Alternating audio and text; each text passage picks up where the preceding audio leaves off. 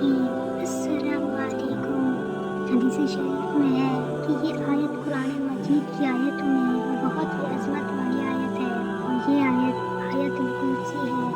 حضرت سیدنا ابی بن کعب رضی اللہ تعالی عنہ سے روایت ہے کہ حسن اخلاق کے پیکر، نبیوں کے تاجور، محبوب رب اکبر صلی اللہ تعالی علیہ وآلہ وسلم نے فرمایا: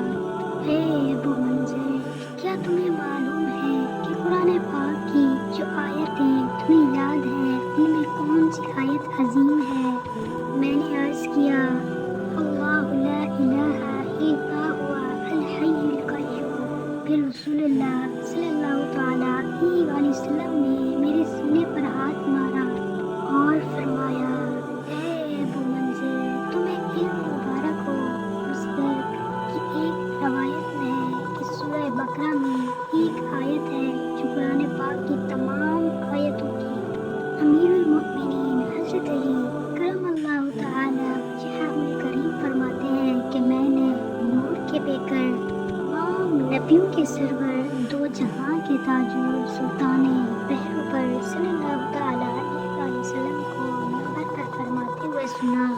سردار ہے وہ آیت جس گھر میں پڑھی جائے اس گھر کے شیطان نکل جاتے ہیں، اور وہ آیت الکرسی ہے۔ جو شخص ہر نماز کے بعد آیت الکرسی پڑھے اسے جنت میں داخل ہونے سے موت کے سوا کوئی چیز نہیں روکتی، اور جو کوئی رات کو سوتے وقت اسے پڑھے گا اللہ عز و جل اسے، اس کے گھر کو اور آس پاس کے گھروں کو محفوظ فرما دے گا۔ کہ میرے اسلامی بہنوں اور بھائیوں، جو شخص ہر نماز کے بعد آیت الکرسی پڑھے گا اس کو حسب ذیل برکتیں نصیب ہوں گی، وہ مرنے کے بعد جنت میں جائے گا انشاءاللہ عز و جل۔ وہ شیطان اور جن کی تمام شرارتوں سے محفوظ رہے گا انشاءاللہ عز و جل۔ اگر محتاج ہوگا تو چند دنوں میں اس کی محتاجی اور غریبی دور ہو جائے گی انشاءاللہ عز و جل، اللہ کے کرم سے دور ہو جائے گی۔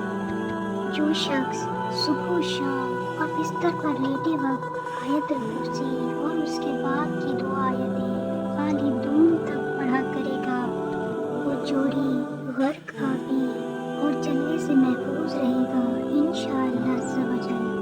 ہر چیز میں کامیابی پائے گا۔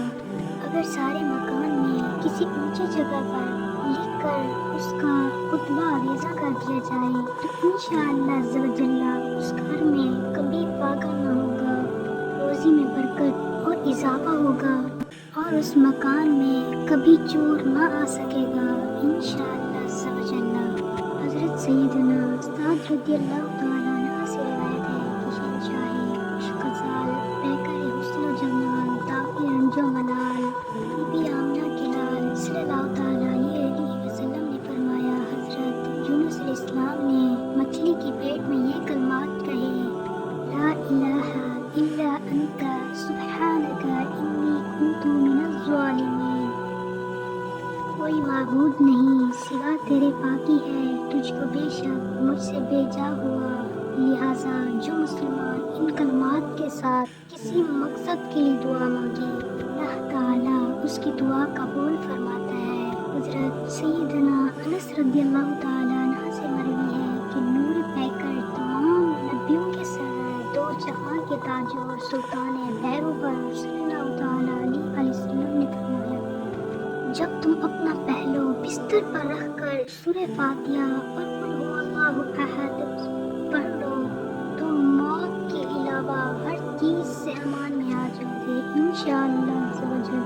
حضرت سیدنا ابو سعید خدری رضی اللہ تعالی عنہ سے مروی ہے کہ خاتم المرسلین، رحمت للعالمین، رب العالمین، جناب صادق و امین صلی اللہ تعالی علیہ وآلہ وسلم نے فرمایا: جو اپنے گھر پر آتے وقت 3 مرتبہ یہ پڑھ لے: استغفر اللہ العظیم الذی لا الہ الا هو الحی القیوم واتوب الیہ،